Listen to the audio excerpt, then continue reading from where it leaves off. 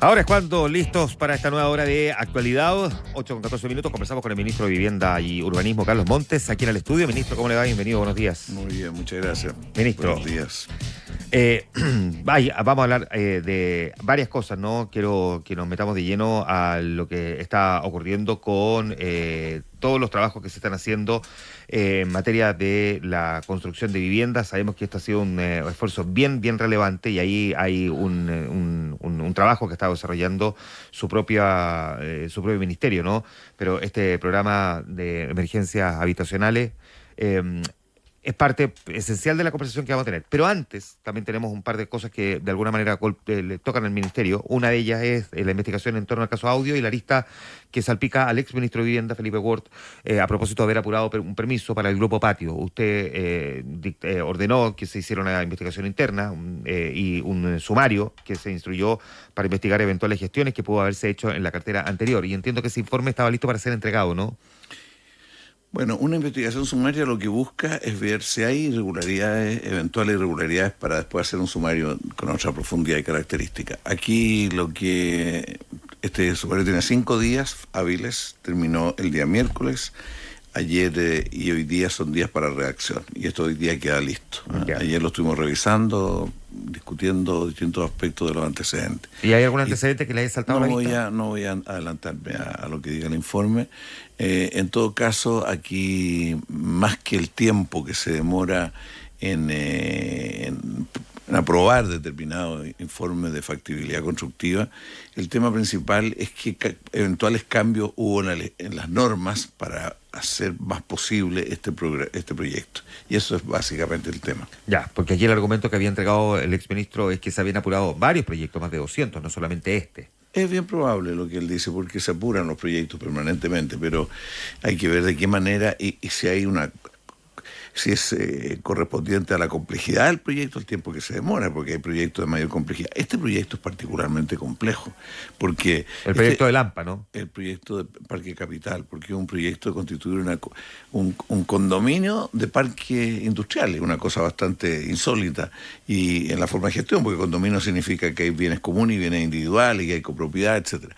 Entonces, era complejo. Este parte en la comuna de Lampa, aprobándose sin fundamento legal, pero pasaron 6 años desde que lo aprobaron ahí, 4 o 6 años, y la verdad que ya estaba como instalado como concepto, y fue una irregularidad de la Dirección de Obras Municipales de Lampa originalmente, antes de todo esto. Estamos hablando por ahí por el 2014, por esos años. Claro, pero a partir de ahí después viene todo el intento por regularizarlo, digamos, en términos simples. Exactamente, y avanzar en su desarrollo. Porque era 400 hectáreas, y esas 400 hectáreas quisieron transformarla en 400 lotes, ¿eh? 400 lotes de 4 hectáreas, y eso para inversiones productivas bajo las reglas, que son bien complejas. Ahora, solamente para entender, la investigación sumaria o la investigación administrativa que se realiza y que se está redactando ahora, que lo que busca determinar es si desde el Ministerio de Vivienda se tomaron determinaciones que pudiesen haberse saltado la norma, o que se hayan saltado el Grupo Patio la fila respecto de otros que también están esperando permiso. El tema principal es si se transgredieron nuestras normas, tanto en el procedimiento como en el contenido de las normas que regulan estos procesos, y eso es lo que se está viendo. Y esa informe, una vez que esté redactado y listo, ¿se entrega a quién? O sea, se le entrega al Ministerio, pero nosotros también nos comprometimos a entregarlo al Ministerio Público, porque no por inculpar a nadie, sino para que le sirviera de información con carpetas. Ya le hemos entregado dos carpetas grandes con todos los antecedentes del caso al Ministerio Público, porque nuestro afán siempre es colaborar con que estos procesos avancen, no por inculpar específicamente a nadie. ¿Solamente al Ministerio Público o ustedes también lo van a hacer público? Es probable que nosotros hagamos público el informe lunes, probablemente. El día lunes. Déjeme preguntarle, ministro, apelando a su vasta experiencia política, porque además usted fue presidente de ambas cámaras, ¿no? Ayer aquí sentado en la misma silla en la que está usted, el ministro Luis Cordero, planteaba su preocupación de que tenía el temor de que finalmente el debate sobre acusaciones constitucionales en contra de ministros, también derivado del caso Audio, más bien tuviesen una motivación de características electorales, por decirlo así, y no ajustadas a la relevancia y delicadeza de lo que estamos discutiendo hoy día en Chile. Y sin embargo, al mismo tiempo también recibió críticas bien transversales de algunos parlamentarios.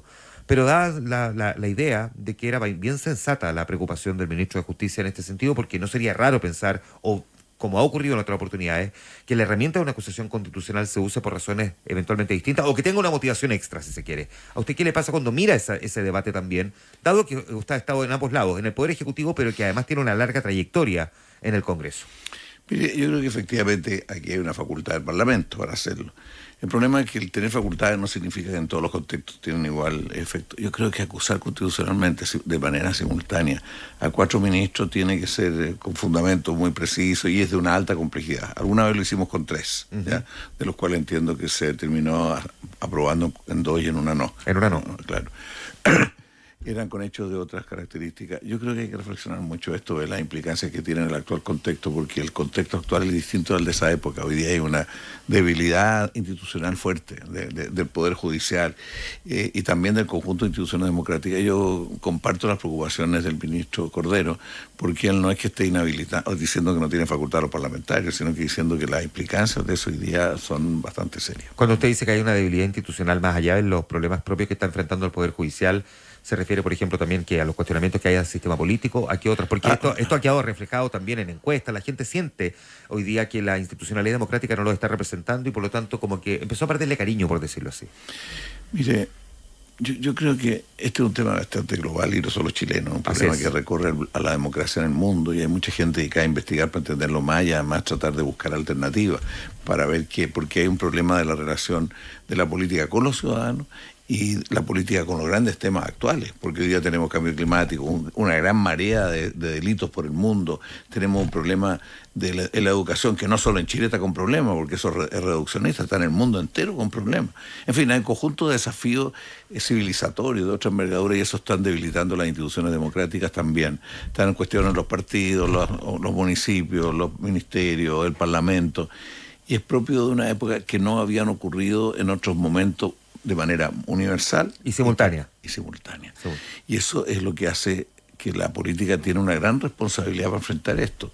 Aquí hay un análisis de Bauman, por ejemplo, bastante profundo, que dice que en el fondo de todo esto está que la política ha perdido poder.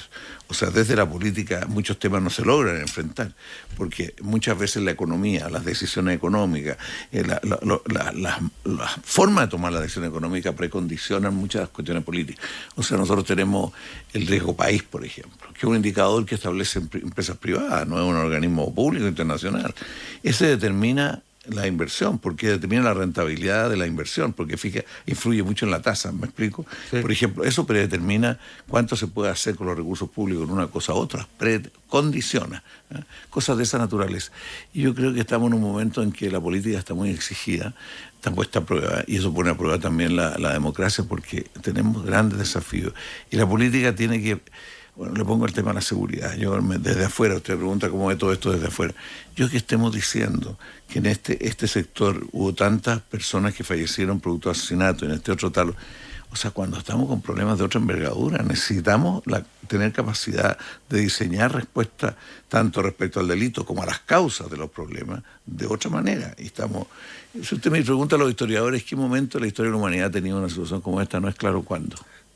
Tenemos todavía un comportamiento, si se quiere, de reacción siglo XX para problemas del siglo XXI y al mismo tiempo también cierto tipo de políticos, ¿no?, que les ha costado adaptarse a esta nueva realidad y en cambio otros que como que surgieron así como bajo una olla de presión, ¿no?, muy rápidamente y que son políticos que no tienen esa trayectoria como para poder decidir con un poco más de, si se quiere, mesura, reflexión, el cómo enfrentar estos problemas. Le hago esta pregunta así directa. Hemos visto el debate, por ejemplo, respecto de dónde ubicar la nueva cárcel de alta seguridad o de máxima seguridad que el gobierno había anticipado, y hemos visto un debate que surge a partir de la negativa de la alcaldesa de Santiago y de alguna manera pareciera respaldado también por el gobernador de la región metropolitana, Claudio Orrego, y donde el Ministerio de Vivienda parece más un observador que un actor determinante porque pasaba más por el Ministerio de Justicia, pero aquí usted también tiene algo que decir. Mire, respecto al tema anterior, le quiero decir de que la izquierda tiene siempre una gran preocupación por la desigualdad, por los abusos. Pero hoy día el problema de la desigualdad y abuso hay que ubicarlo en el marco de grandes desafíos civilizatorios y hay que ligar el debate por mayor equidad junto con enfrentar los temas de los derechos, pero junto con esto enfrentar los grandes temas civilizatorios. Esa es la complejidad de tener proyectos políticos ahora, porque no cualquier cosa es un proyecto político hoy día. No basta plantear una reforma A, B o C. Esta es una cuestión más global. Respecto al tema que usted plantea, que es un ejemplo. ejemplo, es un ejemplo. O sea, tenemos un gran problema de seguridad. El Ministerio de Justicia y distintos análisis llegan a la conclusión de que hay que ampliar el sistema carcelario y mejorar el sistema carcelario, porque todavía seguimos con un sistema que más que recomponer a las personas las tiende a aplastar más. Yo estuve un año adentro, vi cómo era el sistema carcelario penitenciario nuestro en general. No es algo que le permita a las personas tener algunas perspectivas de desarrollo. Bueno, la conclusión que se llega es que hay que tener más cárcel. Y se plantea ampliar una. Bueno, ¿quién va a dar el informe técnico? Vamos a ser nosotros. La opinión de la alcaldesa y la opinión del gobernador son simples referencias que la ley nos obliga a consultarla antes de plantear nuestro punto de vista. Pero es su ministerio el que tiene la última palabra. El desde el punto de vista técnico, el que tiene la última, pero el que tiene la última es justicia. Es justicia. Y nosotros, ¿y se va a basar en la información que le entregue el Ministerio de Vivienda, en la información técnica? Va a estar, por supuesto. En la información técnica, pero también consideración de los impactos barriales, quizás mitigaciones adicionales, otras cosas que nosotros vamos a plantear en eso. Pero yo creo que tenemos que buscar soluciones. Nadie quiere cárcel en ninguna parte, pero todo el mundo dice que hay que tener mejores cárceles y más cárceles. Es una inconsistencia bastante grande.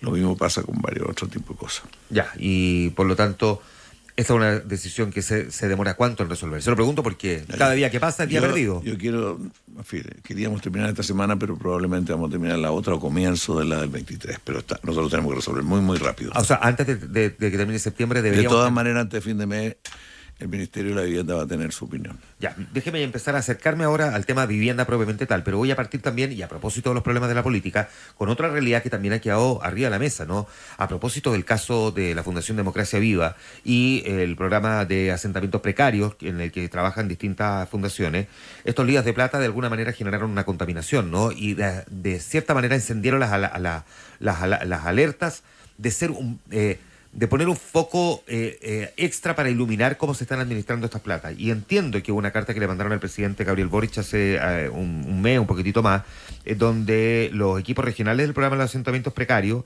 estaban planteando que había una crisis interna respecto de poder asignar rápidamente los recursos y que producto de ese episodio de corrupción, hoy día se están viendo afectados los programas de asentamientos precarios. Ministro, ¿se están viendo afectados? Mire, un ministerio de 6.500 funcionarios, 5.000 millones de dólares, que recibe un golpe de esta envergadura, como fue el caso de Democracia Viva, y que demuestra que en un área, que son los campamentos, que los sectores que tienen más necesidad y requieren más apoyo, se está provocando una operación de esta naturaleza, genera un remesón en toda la institución, afecta a todo el ministerio. Y esto fue el año 2023, donde esto revienta a mediados del año 2023 y sigue afectando. O sea, sigue afectando y nuestro interés siempre es revertirlo desde el punto de vista de la unidad interna, de la convicción, de la energía, de la ética y la épica interna. Bueno, es esto. El conflicto que se ha provocado es que todavía no logramos reorganizar el sistema de asentamientos precarios desde el punto de vista operativo, no desde el punto de vista de las orientaciones, porque la orientación está en clara desde hace bastante tiempo. ¿Operativo se refiere a los problemas presupuestarios? En la primera etapa fue cambiar el modelo, porque teníamos un modelo que heredamos del año 2019, que es el que está en la base de todo lo que ocurrió. Bueno, eso ya lo hicimos en el año 2023 y tuvimos un plan de modernización que está en implementación. Pero después, en los programas mismos, tenemos una línea que es construyendo barrios, algunos barrios que se van a convertir, algunos campamentos que se convierten en barrios de las ciudades. Y eso ha andado lento porque hay que licitar, hay que hacer todo el proceso que lo tienen que hacer los serbios, no el programa de campamento. Avanzar en eso, ya tenemos algún avance mayor, pero yo encuentro que estamos atrasados aún. Y en el caso específico de aquellos otros campamentos, que tenemos 49 campamentos con orden de desalojo, que eso es un problema del Ministerio del Interior. Sin embargo, nosotros tenemos que buscar alternativas para ello. Le rebota a usted, porque desalojados de un lado, ¿dónde terminan viviendo? Efectivamente. Y además, y eso estamos trabajándolo. Nuestra mayor preocupación es el campamento grande San Antonio, que a comienzos de noviembre, que y estamos buscando una alternativa correspondiente. No podemos hacer que porque está ahí una toma se salta a la fila de todos los demás. Y claro, cualquier medida que tomemos influye en los 1.432 campamentos. Y además tiene un incentivo, por lo tanto, a buscar la toma para que le solucionen el problema. Por supuesto. Y ahí estamos discutiendo con ellos en equipo, trabajando lo más en serio, ojalá que logremos una buena solución. Y en campamentos también tenemos otros familias que entran tienen que entrar por el conducto regular, o sea que a partir del campamento se presenta una postulación. Esto ha costado reorientarlo en el marco de la crisis del caso convenio, pero ya hubo una jornada. Andrés Palma llegó a trabajar al ministerio, un exministro, usted lo conoce. Además, se hizo una jornada, se han definido las líneas programáticas para implementar y la forma de implementación, y en eso estamos. Ahora, vamos, solo para despejar este punto. El que se le haga llegar una carta al presidente Boric es porque sienten que había que escalarlo hasta la moneda porque desde el ministerio no le dan respuesta, o era para visibilizarlo aún más. ¿Por qué? Yo creo que en alguna forma las dos cosas, ¿eh? O sea, porque con la salida trincada a fines del 2020, o sea, han habido demasiados, la crisis provocó cambios, varias veces, varios directivos, y hubo directivos de transición, en fin. Yo creo que fue una manera de darle más visibilidad y junto con hacer ver de que es un tema que a este sector le preocupa. En todo caso, desde que yo llegué al ministerio, yo recorrí varios de los equipos regionales y había una demoralización muy grande porque mucho pedaleo en banda, porque en vez de avanzar, se constituyen nuevos campamentos, crecen los campamentos, producto de una coyuntura, una etapa que esto ha sido muy duro. Entonces, la gente que trabaja en esto es muy duro trabajar en campamentos, es muy difícil. Hay poco estímulo porque se avanza poco, porque va creciendo el tema. Entonces, les tocó a los actuales equipos, les tocó un crecimiento exponencial producto de la migración y de la caída de los ingresos, que fueron los dos factores que aumentaron en este tiempo. Ministro, ¿cómo va la evolución del PE, del Programa de Emergencia Habitacional? Porque ese es su principal desafío. No es el único, pero como su nombre lo indica, no es una emergencia habitacional que es el que hay que resolver, y ustedes habían trazado un cierto objetivo, unas ciertas metas. ¿Cómo van con ese objetivo? Bueno, cuesta expresar todo lo que esto significa, pero una cosa que fue la decisión del gobierno es decir, vamos a entregar 260.000 viviendas en la gestión del gobierno del presidente Boric, y en eso estamos trabajando. ¿Cuánto llevamos? Ahora los últimos datos que tengo son el 55%, estamos llegando al 55% de la meta. Esos son, y eso nosotros creemos que vamos a cumplir la meta. Ayer tuvimos reunión con una empresa, por ejemplo, Oval, que revisamos proyecto por proyecto, en la Metropolitana, en O'Higgins, en Valparaíso, qué problema había, qué se avanzaba, en qué no. Y estamos haciendo periódicamente con cada una de las empresas, las más grandes y las más pequeñas, porque esto es una cuestión concreta de acción. Y eso se va a cumplir. ¿Cuáles son cuando dice vamos revisando proyecto por proyecto para ver qué problemas concretos? ¿Cuáles son los problemas, las trabas con las que se van encontrando? Por ejemplo, el Consejo de Monumentos Nacionales. Aparecen vestigios y hay problemas. Por ejemplo, empresas eléctricas. Ahí apareció una empresa eléctrica que proyectos que estaban terminados llevaban muchos meses. 8 meses en una, 10 meses en otra, en ir a hacer el empalme. O sea, significa que las casas están terminadas, todo listo, pero falta que hagan el empalme, que se les paga, y se les paga bastante caro lo que cuesta eso. Y se demoran muchos meses, entonces nosotros le hemos pedido una y otra vez a que apuren. No todas las empresas eléctricas son iguales, algunas son más lentas, algunas responden más rápidas. Imagínense la gente, en un caso la gente vive alrededor, en un caso en un Sagrada Familia, un proyecto pequeño además, toda la gente vive en el contorno. Y esto lleva meses sin poder terminarse por problemas de la empresa y de la empresa constructora y también por problemas de empalme. Y así como esas van apareciendo otros problemas, algunos con los municipios, y bueno, las direcciones de obras municipales a veces se demoran. Yo ayer en el curso de la misma reunión íbamos llamando a algunos alcaldes para ir resolviendo esos problemas, en general una muy buena disposición. En fin, esto, cada vez más cambios tecnológicos. Nosotros insistimos que las empresas constructoras se demoran mucho en construir la vivienda. 24, 28 meses, 3 años, 4 años, algunos por estos problemas que he señalado, pero otros por un diseño productivo, de trabajar en poco frente, no trabajar los días sábados. ¿Ahorro de costo? Yo no tengo tan claro que lo ahorren, pero en fin, un mismo equipo técnico intermedio que trabajan demasiados proyectos a la vez, que puede tener que ver con lo que usted dice. Hay distintas razones. O sea, el tema de la productividad de la construcción es un problema. Siempre ellos dicen permisología. Nosotros le decimos, pero también calidad y productividad. O sea, necesitamos mejorar la productividad, modernizar. No puede ser que nos demoremos en esto. De hecho, en la región del Maule, y quiero destacar a las empresas constructoras de la región del Maule, se demoran un año. Ellos están demorándose alrededor de un año con producir las viviendas, que en la metropolitana nos demoramos 18 o 24 meses. Entonces, por eso estamos también discutiendo los cambios tecnológicos. Aquí han empezado a incorporarse algunas tecnologías que incluso antes de la pandemia ya estaban en proceso, pero se detuvieron y como que se guardaron. Bueno, tenemos que reponer un desarrollo tecnológico. Para eso la vivienda industrializada es muy importante, aunque todavía tenemos dificultades para darle todo el impulso. Ya, ¿y hay algún otro elemento que también crea usted que le genera esta traba de poder avanzar lo más rápido?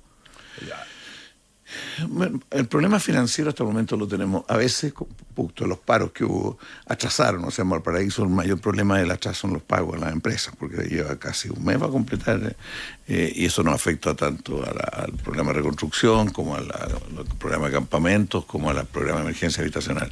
Yo quiero agregar una cosa. El programa de emergencia habitacional es cumplir la meta, pero es también construir bases de una forma de acceder a la vivienda que permita llegar a construir 100.000 o 120.000 viviendas al año en el futuro, porque y esto supone constituir el banco de suelo, llegar con la vivienda industrializada, otra relación con los comités, en fin, un conjunto de cambios más de planificación. Claro. En vivienda hay que planificar, hay que anticipar, hay que tener suelo para decir en los próximos años voy a hacer esto o lo otro. El sistema nuestro que teníamos era muy a partir de la demanda, no a partir de una cierta planificación, no combinaba bien demanda con oferta. En fin, son cambios que tienen que ir juntos con ligar todo el tema de vivienda con el tema de los barrios, el tema de ciudad, porque no basta construir vivienda. O sea, yo le invitaría a usted a recorrer proyectos para que los vea cómo son las viviendas. Las viviendas nuestras hoy día tienen muchos más metros que antes. Antes eran 36, ahora estamos acercando a los 55, 60 metros.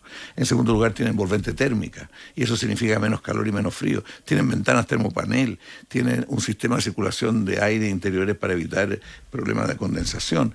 O sea, un conjunto de cosas, en algunos conjuntos incluso ya hemos ido incorporando energía solar, pero eso todavía está en su inicio. Además de esto, ustedes se van presentando problemas adicionales, no solamente que aparecen nuevas tomas, sino que también tenemos, por ejemplo, como fue el mega incendio en Valparaíso, donde usted ha dicho que no se ha avanzado al ritmo que quisiéramos o al que se debe. ¿Por qué se ha producido eso? Yo lo que dije, para ser preciso, dije, si usted me lo pregunta cómo va, me lo pregunta desde el punto de vista de la familia, obviamente que no se ha avanzado al ritmo que las familias necesitan.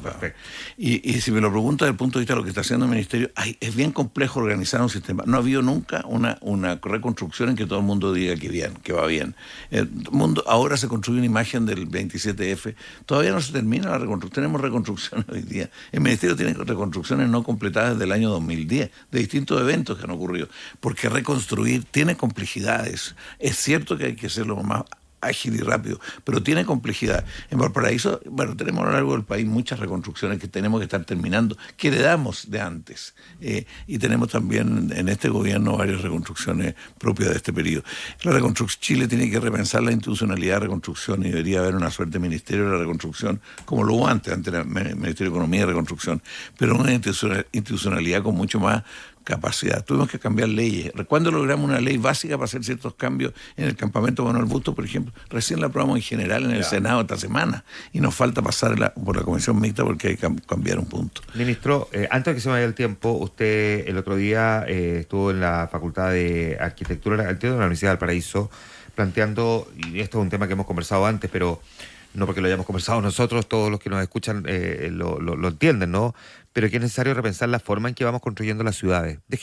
No alcanzamos a conversarlo, quizá de esto debe ser el eje, ¿no? Siempre una conversación con usted en este ámbito, pero cuando usted dice que hay que repensar la forma en cómo vamos construyendo las ciudades, ¿a qué se refiere? Mire, son hartas cosas, pero en definitiva es que el eje de reconstruir la ciudad es la convivencia, el encuentro entre los seres humanos, que los niños tengan donde sentirse parte de una ciudad, que los que van a trabajar puedan tener condiciones para llegar bien. Bueno, nosotros hemos invertido en ciudad como nunca desde el 90 hasta ahora, como nunca. Como nunca era un periodo. El problema es que uno se pregunta, ¿es mejor la ciudad desde el punto de vista de la convivencia entre el ser humano? Tenemos el tema de la inseguridad, que es un problema de la ciudad, no un problema general de la ciudad. El año 90 en la ciudad era muy difícil encontrar que en sectores populares de una misma población uno le robaba al otro. La llegada de la pasta base generó un deterioro en el tejido social muy, muy fuerte. Entonces tenemos que repensar asumiendo estos problemas y tenemos también que primero valorar lo que tenemos, que es muy potente. Segundo, ser capaz de potenciar lo que tenemos para transformarlo en mejores lugares para convivir, estar juntos, que todos se sienten parte. ¿Sabe cuántos parques se han construido desde el año 90 hasta ahora en la ciudad de Santiago? Se van a 22 parques. Y vaya a ver los 22 de una gran calidad, de un potente. La mayor parte no los conoce, no los valora porque no los conoce, pero no solo el Parque Metropolitano, que la verdad que es una joya dentro de la ciudad, una maravilla. ¿Sabe cuánta gente entra al año? 7 millones de personas entran ahí, todos los días llenos, pero no lo valoramos como parte de la ciudad que tenemos.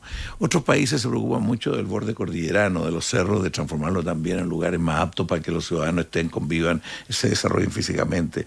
Y bueno, tenemos que enriquecer nuestra manera de entender la ciudad. No puede ser que Santiago, por ejemplo, también otra, Santiago sea la ciudad más segregada del mundo, en los récords de la OECD, la más segregada. Tenemos separados los sectores altos de ingresos por allá, el resto. O sea, un concepto que se tolera como normal y debería haber más mixtura social en todos los barrios, que algunas comunas incluso tienen más mixtura y algunas regiones tienen más mixtura. En las regiones se da mucho más que aquí, Mucho en la más región que metropolitana. y esto parece como normal y como aceptable, pero no es normal y no es aceptable y tenemos que ver cómo integrar, porque ocurre de que mucha gente de todo el resto de la ciudad tiene que ir a trabajar al barrio alto y el barrio alto no vive gente que decide trabajar ahí. Entonces es un concepto de ciudad que tenemos que repensar. Yo no tengo un modelo alternativo, creo que hay harta gente pensando esto y que tenemos que hacer las cosas de otra manera, aunque el Estado es un actor clave, pero la ciudadanía es fundamental también. El ministro de Vivienda, Carlos Montes, conversando esta mañana con nosotros.